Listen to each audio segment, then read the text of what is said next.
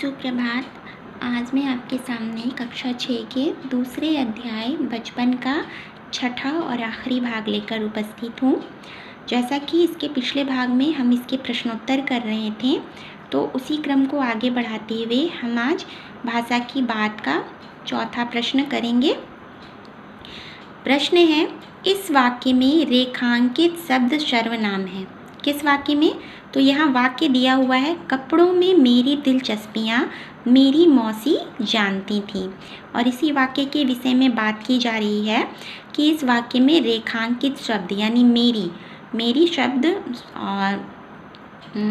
जो है वो सर्वनाम है और जो दिलचस्पियाँ और मौसी संज्ञा की विशेषता बता रही हैं। तो इसलिए ये क्या है? सर्वनामिक विशेषण है। तो ये ध्यान रखिए कि सर्वनाम भी कभी कभी विशेषण का काम करते हैं और आपको पाठ में से ऐसे ही 5 सर्वनामिक विशेषण के उदाहरण छांटकर लिखने हैं।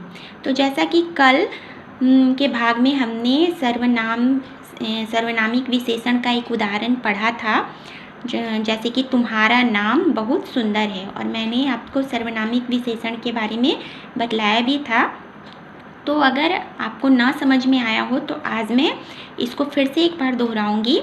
सर्वनामिक विशेषण का एक भेद है और इसकी परिभाषा के तौर पर हम ये कह सकते हैं कि जहाँ पर सर्वनाम शब्दों का प्रयोग विशेषण के रूप में किया जाए, अर्थात जहाँ पर सर्वनामिक शब्द किसी संज्ञा शब्द की विशेषता बताने के लिए प्रयोग किए जाएं, वहाँ सर्वनामिक विशेषण होता है।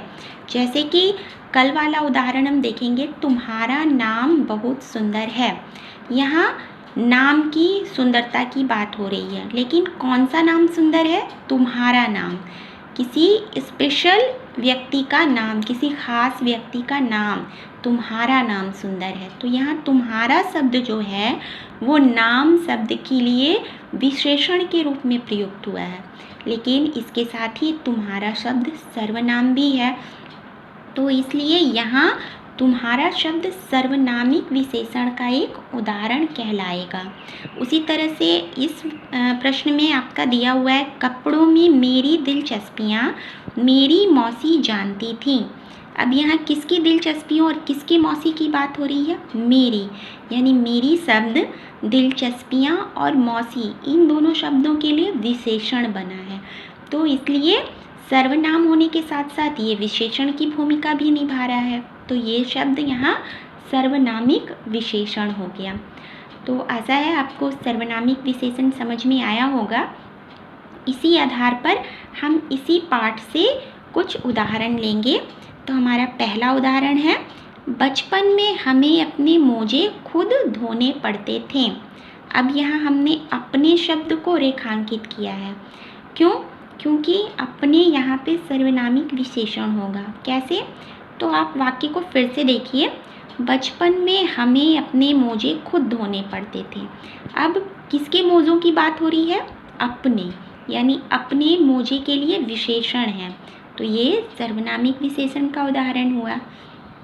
अगला है, हम बच्चे इतवार की सुबह इसी में लगाते हैं।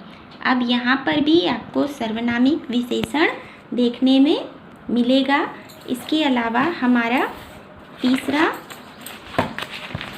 उदाहरण है, मैं तुमसे कुछ इतनी बड़ी हूँ कि तुम्हारी दादी भी हो सकती हूँ और नानी भी, यानी कि यहाँ तुम्हारी शब्द सर्वनामिक विशेषण है।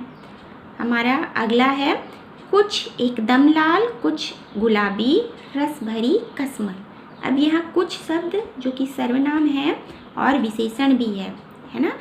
कुछ गुलाबी कुछ एकदम लाल, तो यहाँ पर भी सर्वनामिक विशेषण हुआ।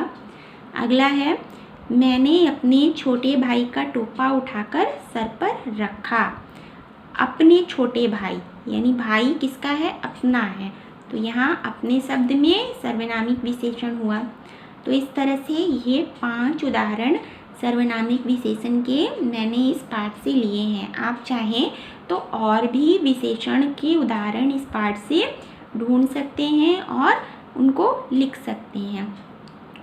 जैसा कि कल मैंने आपको क्रिया और उनसे भाववाचक संज्ञा शब्द बनाना सिखलाया था, तो इसी क्रम को आगे बढ़ाते हुए आज इसी से संबंधित कुछ गृह कार्य मैं आपको दूंगी। तो आप गृह कार्य के रूप में ये लिखिए कि निम्नलिखित क्रिया शब्दों से भाववाचक संज्ञा शब्द बनाएं। और आपके शब्द होंगे दौड़ना, गाना, पढ़ना, थकना, कूदना, रोना, सिलना, हंसना, जाना, सोना, चिकना और धोना। तो आपको इन सभी क्रिया शब्दों से भाववाचक संज्ञा शब्द बनाने हैं। इसके अलावा आपको सुबह, पहाड़, पानी और आसमान, इन चारों शब्दों के दो दो पर्यायवाची शब्द भी लिखने हैं। शब्दों को एक बार फिर से सुनिए। सुबह, पहाड़, पानी और आसमान, इन चारों शब्दों के आपको दो दो पर्यायवाची शब्द लिखने हैं। तो आज आपका ये बचपन पाठ समाप्त हो गया। तो कल हम अगले भाग में एक नए अध्याय के साथ फिर उपस्थित होंगे। तब तक धन्यवाद।